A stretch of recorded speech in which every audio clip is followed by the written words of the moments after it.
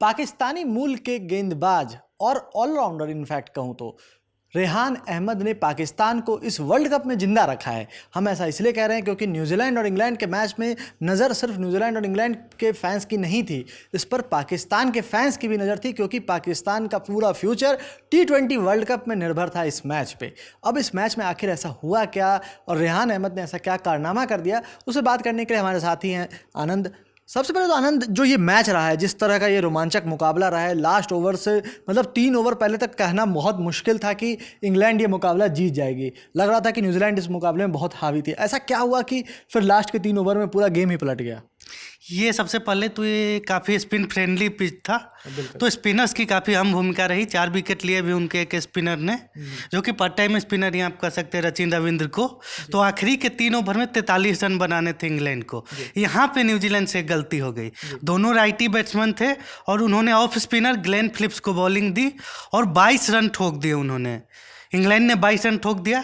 उसके बाद भी सेंटनर नहीं संभले और अगला ओवर खुद करने आ गए, जबकि 2 ओवर उनके सबसे प्राइम बॉलर जो हैं उनके बचे थे, मैट हेनरी के, और 2 ओवर फर्ग्यूसन के भी बचे थे। तो 2 पेसर के ओवर बचा के भी आखिरी ओवर में स्पिनर को लाए, जो उनको महंगा पड़ गया। बिल्कुल।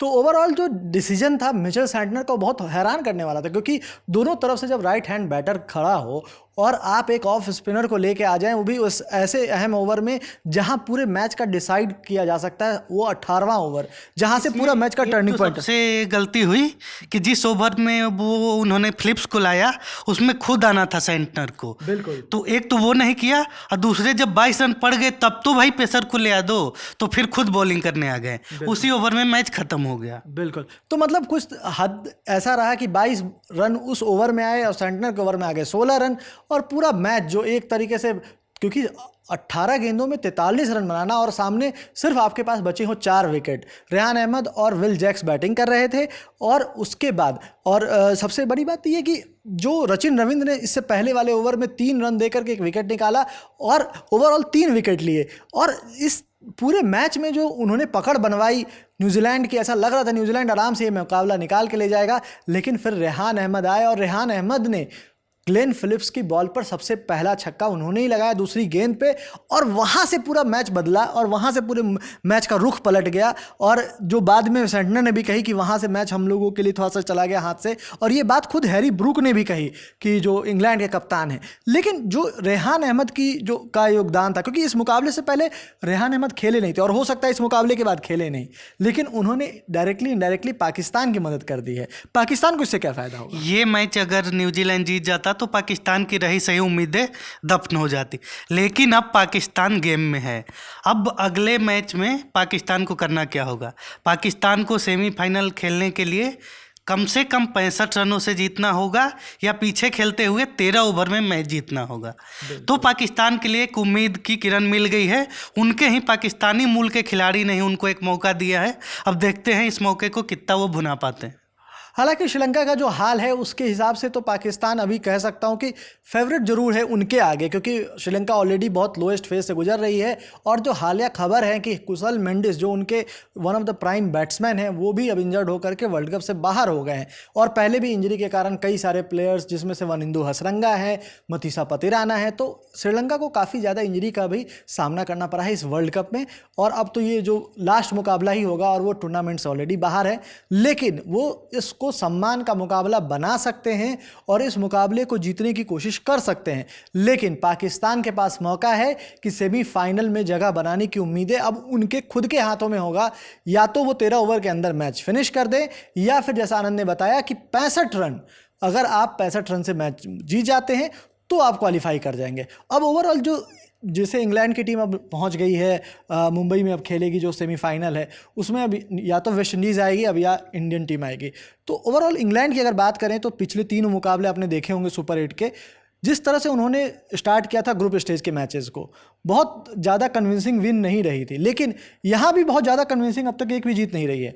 लेकिन ओवरऑल ये इसमें सुपर 8 के सारे मुकाबले जीत करके पहुंचे, तो कितनी मजबूत टीम नजर आती है। इंग्लैंड का सबसे बड़ा एडवांटेज है कि उनके पास 8 से 9 बैट्समैन हैं जो किसी भी परिस्थिति में मैच जिता सकते हैं, और यही चीज़ उनके फेवर में गई है कि मैच फंसते फंसते वो निकाल ले रहे हैं।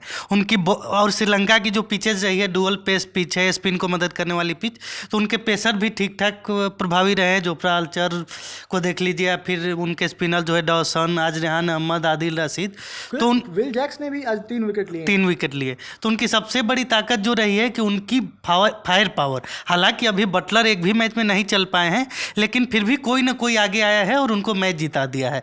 तो वो 8, 9, 10 तक उनके बैट्समैन, यहाँ तक कि आदिल रशीद जो उनका 11वां बैट्समैन है, वो भी मतलब हिट मार सकता है। तो ये सबसे बड़ी ताकत है इंग्लैंड के पास।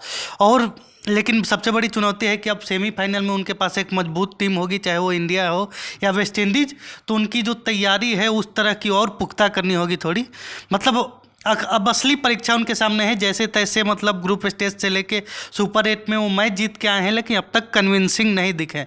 अब तक के भरोसा नहीं हुआ है कि ये टीम ट्रॉफी जीत सकती है। तो अब फिर उनके पास मौका है, एक और मौका मिल गया उनको साबित करने का। बिल्कुल। लेकिन अगर टीम इंडिया यहाँ पहुँचती है, तो आपको क्या लगता है मैचअप्स की अगर बात करूँ तो जो, क्योंकि देखिए वेस्ट इंडीज़ ने उनको ऑलरेडी हराया है ग्रुप स्टेज में, तो वेस्ट इंडीज़ का पल्ला उस मामले में उनके अगेंस्ट तो भारी दिखेगा। लेकिन क्योंकि अब ये मुकाबला 1 मार्च को जो होना है, वहाँ पर डिसाइड होगा कि सेमीफाइनल कौन सी टीम पहुँचती है।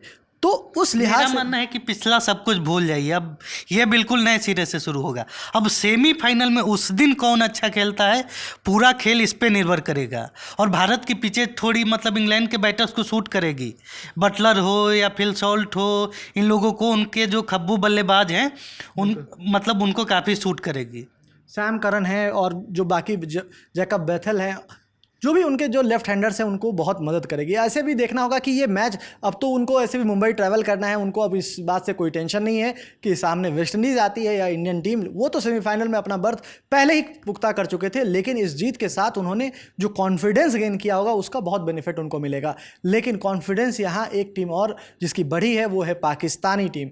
और अब उनके पास मौका है कि वो खुद अपने हाथ से अपने भविष्य को लिखें, यानी T20 वर्ल्ड कप 2026 के सेमीफाइनल में जगह बनाने का मौका है। और वो अगर ये मुकाबला जीत जाते हैं श्रीलंका से, और उस अंतर से जीत जाते हैं जिससे उनको ज़रूरत है, क्योंकि नेट रन रेट में अब जो फासला है बहुत ज़्यादा नहीं है, क्योंकि इस हार ने न्यूजीलैंड के लिए काम मुश्किल कर दिया है।